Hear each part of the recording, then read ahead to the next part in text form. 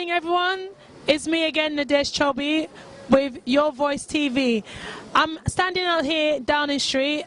Obviously, what you can see behind me, we have additional protests going on in regards to the genocide and what is going on back in Congo.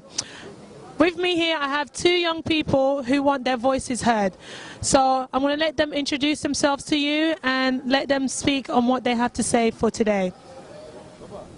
Hi, good evening everyone. My name is Nora Isakia. I'm a young Congolese woman living in London and Canada as well.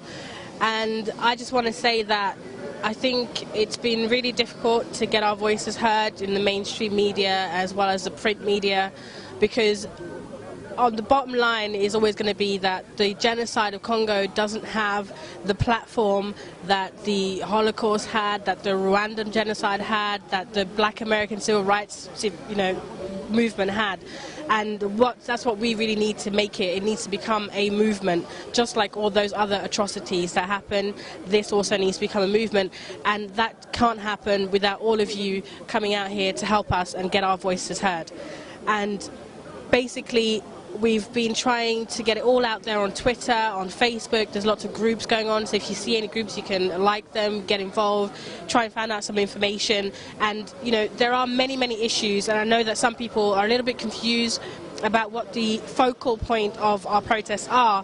And basically, I would say the main focal point at this point in time is that this is only our second major so-called democratic election in the Congo, and we haven't had the right platform in which to say yes, this has been a democratic election, this has been a fair election, and that's why we're protesting.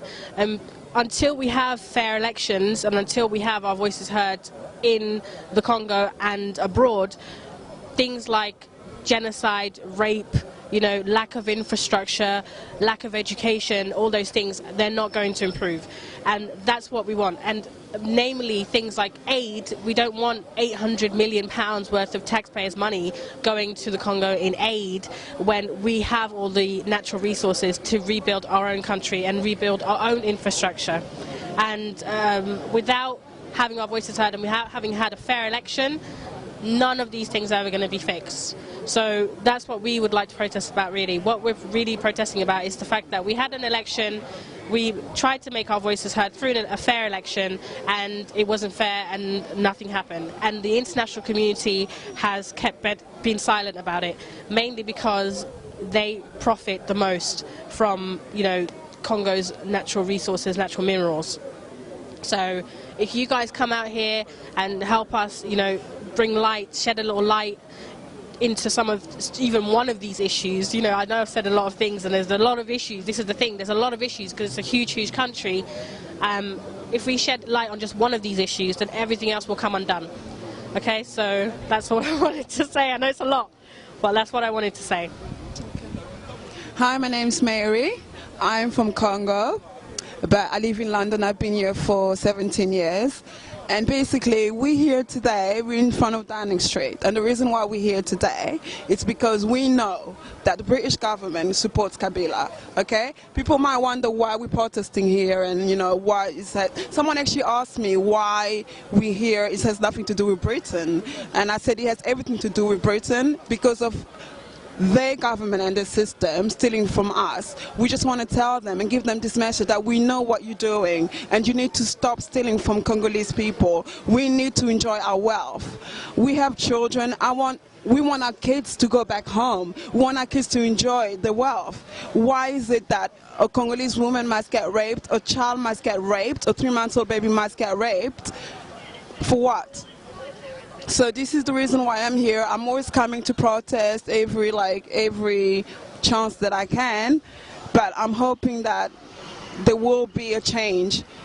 As we're sacrificing a lot of stuff. We're sacrificing school, studies, work to be here, and we just want our voices to be heard, and we hope that it will be. That's all I've got to say. I've got a lot of things to say, but I probably don't think I should be saying this on live TV. So thank you. Thank you very much, guys. Viewers, as you can see, the young people have spoken, and obviously those that are watching, we need more of you to come here and protest. I've been coming here as well to protest, and I want what is right for my country.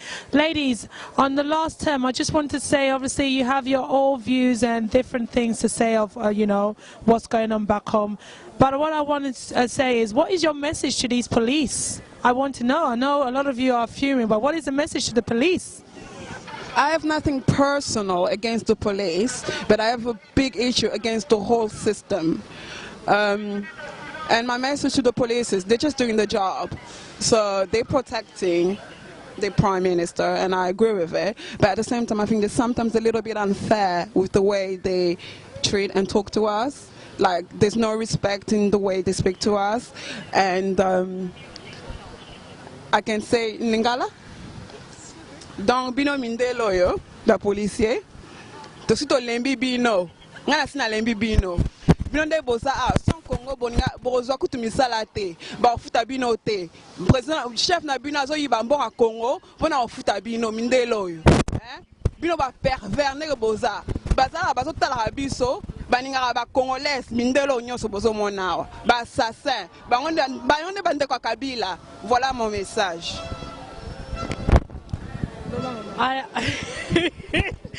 Ok, alobi nyonso alobi nyonso ninge loba.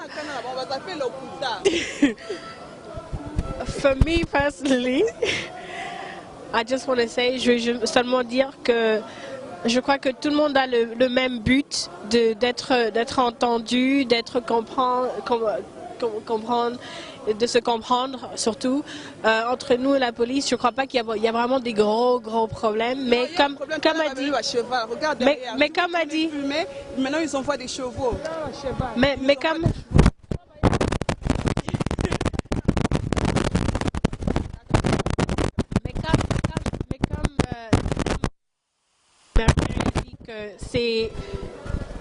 c'est des fois on a des problèmes là où des problèmes de respect. Je ne parle pas avec beaucoup de respect, mais on va quand même continuer à faire ce qu'on a à faire. Et c'est tout.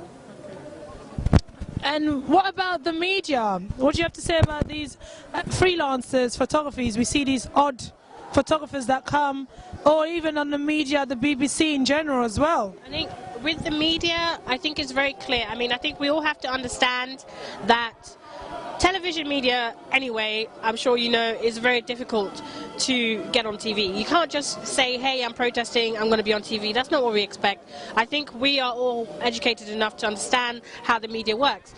If there's nobody burning themselves alive, or there's nobody getting, you know, if one of us doesn't start a fight with a police officer, or if we don't set fire to something, no TV media is going to come over here. They want to see us do negative things so that it can be front news for them. Okay, we know this, but we are going to try and get more involved in contacting the media and letting them know that we actually do have an issue. Because you know what, we're in London. We have to accept that we are in London, and in London we have this freedom of speech, which we're very blessed with. However, it means that, you know, there's Tamils, you know, people protesting about Egypt, there's people protesting about Iraq, there's people protesting about women's rights, there's people protesting on every corner in London. We can't expect to feel special, like, oh, why aren't they here? We can't expect that. We can't feel sorry for ourselves. We have to take the initiative and the step to start working with the media and contacting the media that we maybe have contacts with. That's my part that I'm going to try and start doing. Okay.